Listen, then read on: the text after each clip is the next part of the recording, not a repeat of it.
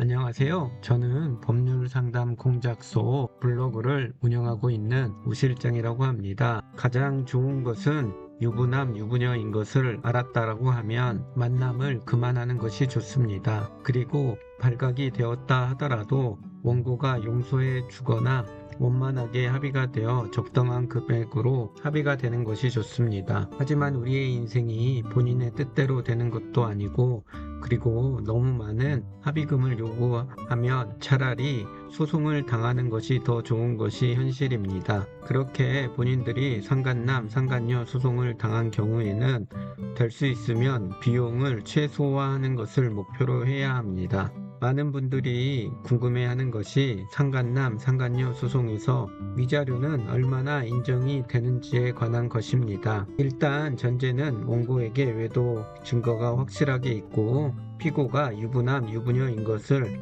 알고도 만남을 했고 원고 가정이 이혼 소송 또는 협의 이혼 중이 아닌 상황에서 만남을 했어야 합니다. 이런 상황에서 원고의 가정이 이혼을 하지 않았다라고 하면 보통 인정되는 평균적인 금액은 1,000에서 2천만 원 사이가 인정이 됩니다. 물론 최악의 경우에는 3천만 원이 인정되는 경우도 있기는 하지만 그런 경우는 그리 많지 않습니다. 그리고 원고의 가정이 이혼을 하지 않는 경우에는 원고 측과 조정기일에 합의 시도를 해야 합니다. 조정기일에 구상금 소송을 하지 않는 조건과 원고의 배우자를 만나거나 또는 연락하지 않는 조건, 즉 위약벌 조항을 포함시켜 합의를 시도해 보는 것이 좋습니다. 그런 조항을 할 때 합의가 되는 위자료 액수는 보통 1,000에서 1,300만 원 사이면 좋은 조건입니다. 여기서 좀 더 쓴다고 하더라도 1,500만 원 정도이고 그 이상은 합의할 필요가 전혀 없습니다.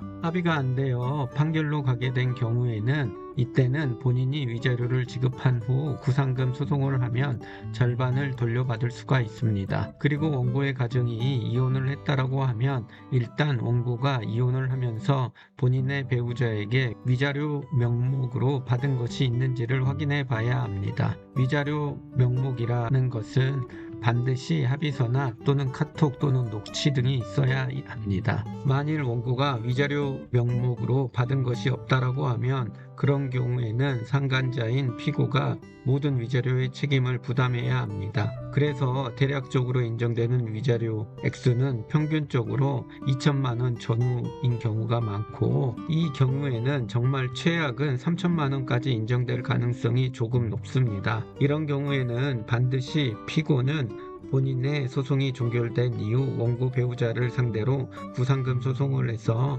본인이 지급한 금액의 50%를 받아내야 합니다. 그런데 만일 본인은 유부남, 유부녀인 것을 모르고 만났고 그런 사실을 알고는 전혀 만나지 않았다라고 하면 또는 원고의 가정이 본인이 만나고 있을 당시 협의이혼 또는 이혼 소송을 하고 있는 중이었다라고 하면 또는 원고가 본인의 배우자에게 위자료 명목으로 3천만 원 이상을 받은 경우 또는 원고가 외도 사실을 알고 난 후 3년이 지난 시점에 소송을 한 경우에는 원고의 청구를 기각시킬 수가 있습니다.